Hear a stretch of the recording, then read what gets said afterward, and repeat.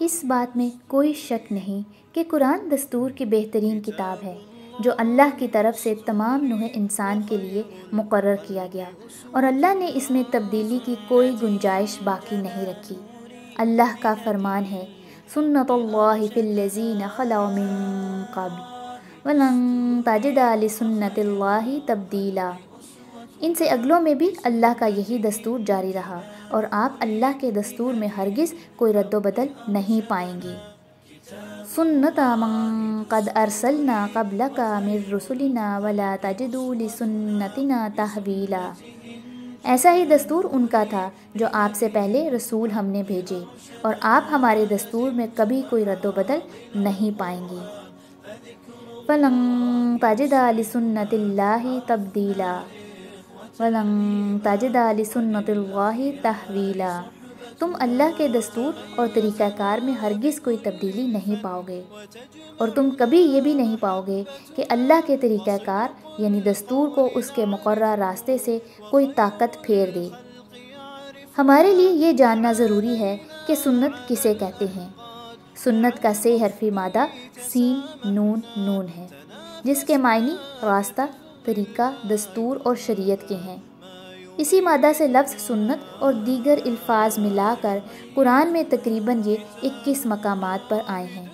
اور سنت کا لفظ اللہ کے ساتھ 8 مرتبہ آیا ہے۔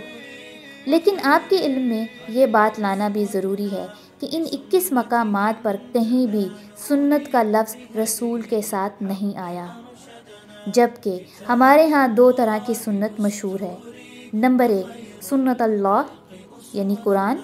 نمبر 2 سنت رسول یعنی کتب احادیث۔ اب یہ سمجھنا باقی ہے کہ سنت اللہ کے ہوتے ہوئے سنت رسول کی اصطلاح الگ سے بنانے کی ضرورت کیوں پیش آئی۔ اس کے پیچھے بہت سی وجوہات ہو سکتی ہیں، لیکن میں 2 وجوہات آپ کے سامنے رکھتی ہوں۔ نمبر 1، یا تو سنت اللہ میں کوئی کمی رہ گئی تھی نعوذ باللہ، اور اس کمی کو پورا کرنے کے لیے سنت رسول کی اصطلاح کا سہارا لیا گیا، جبکہ ہم سب جانتے ہیں کہ اللہ کی سنت یعنی دستور میں کسی بھی بات کی کوئی کمی بیشی نہیں۔ اگر ہوتی تو سنت رسول کا ذکر قرآن میں موجود ہوتا۔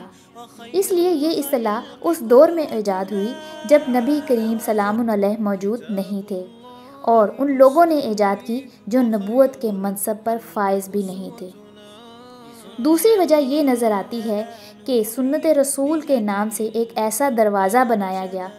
جہاں سے گزر کر قرآن کی تفسیر اور تشریح میں لکھی گئی تمام سچی، جھوٹی، باطل، ضعیف، متروک، مرسل ہر طرح کی احادیث کا راستہ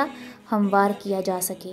اور سنت اللہ پر سنت رسول کی مقدس اصطلاح کا پردہ لوگوں کی آنکھوں پر ایسا ڈالا جائے کہ وہ بھول جائیں کہ اصل سنت، اصل دستور تو اللہ کی کتاب قرآن ہے۔ اب وجوہات کچھ بھی ہوں، لیکن ثابت یہی ہوتا ہے کہ دونوں اصطلاحات ایک دوسرے کے بالکل الٹ اور متصادم ہیں۔ کسی ایک سنت کی ادائیگی سے دوسری سنت کا چھوٹ جانا یہ تو ایک لازمی بات ہے، کیونکہ جہاں اللہ کی سنت صرف قرآن کو مضبوطی سے تھامنے کا حکم دیتی ہے، وہاں سنت رسول کی اصطلاح قرآن کی اس آیت کے انکار کی واضح دلیل بن جاتی ہے۔ جہاں اللہ کی سنت بہترین دستور یعنی قرآن کو تھام کر ایک جماعت بننے کا سبق دیتی ہے، وہاں ہر فرقہ وارانہ جماعت کے لیے سنت رسول کی اصطلاح دیوار بن کر کھڑی ہو جاتی ہے۔ جہاں قرآن کی کاملیت پر سنت اللہ کی مہر لگتی ہے، وہاں دوسری جانب سنت رسول کے نام پر قرآن کی کاملیت پر ضرب لگائی جاتی ہے۔ جہاں سنت اللہ کے نام پر ہمیں قرآن سے حدود متعین کرنے کا حکم ملتا ہے، وہاں دوسری جانب سنت رسول کے نام پر انہی حدود سے تجاوز کر کے مسجد کے منبر پر جنت میں داخلے کے فتوے دیے جاتے ہیں۔ جہاں سنت اللہ کے نام پر صرف قرآن کی فرضیت کا اعلان ہوتا ہے، وہاں سنت رسول کے نام پر سینکڑوں احادیث کا بوجھ امت کے کاندھوں پر فرض سمجھ کر لاد دیا جاتا ہے۔ جہاں سنت اللہ کے نام پر اختلاف کو ختم کر کے محبت اور الفت کا پیغام عام کرنے کی بات ہوتی ہے، وہاں سنت رسول کے نام پر لکھی گئی فرقہ وارانہ کتب احادیث ایک دوسرے سے نفرت کی آگ میں اختلافات سے بھرپور میدان جنگ کا منظر پیش کرتی ہیں۔ اس حقیقت کو جاننے کے بعد یاد کر لیجئے اللہ کی اس آیت کو جس میں اللہ تعالیٰ فرماتے ہیں کہ اللہ کی طرف سے تو ایک ہی شریعت، ایک ہی دستور، ایک ہی راستہ، ایک ہی سنت مقرر کی گئی ہے، جس کے مطابق رسول سلام علیہ کو بھی فیصلہ کرنے کا واضح حکم دیا گیا۔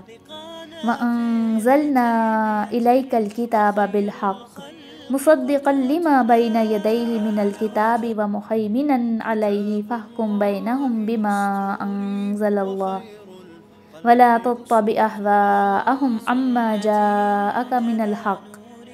لِكُلٍّ جَعَلْنَا مِنكُمْ شِرْعَةً وَمِنْهَاجًا۔ اور ہم نے آپ کی طرف حق کے ساتھ یہ کتاب نازل فرمائی ہے جو اپنے سے اگلی کتابوں کی تصدیق کرنے والی ہے اور ان کی محافظ ہے، اس لیے آپ ان کے آپس کے معاملات میں اسی اللہ کی اتاری ہوئی کتاب کے ساتھ یعنی قرآن کے ساتھ فیصلہ کیجیے، اس حق سے ہٹ کر ان کی خواہشوں کے پیچھے نہ جائیں۔ تم سب کے لیے ہم نے ایک دستور، ایک شریعت مقرر کر دی ہے۔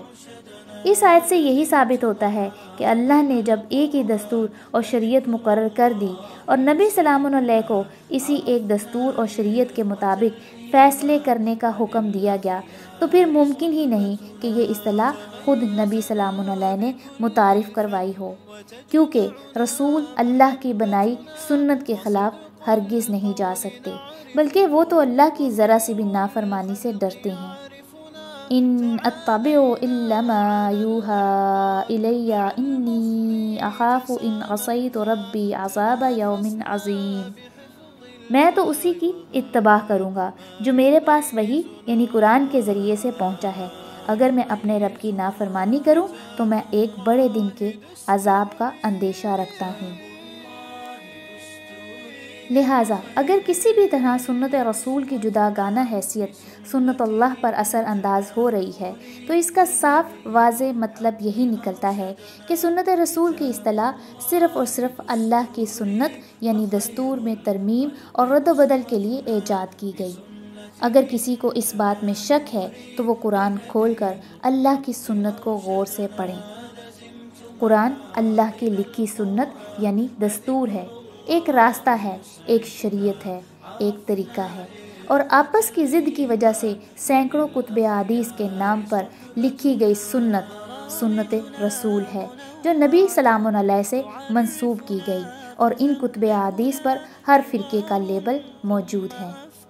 آپ سب اس فرق کو سمجھ لیجئے اور سوچ لیں کہ آپ کے لیے کس کی سنت ایک بہترین دستور کی حیثیت رکھتی ہے، سنت رسول جو بعد میں آپ کے نام سے منسوب کی گئی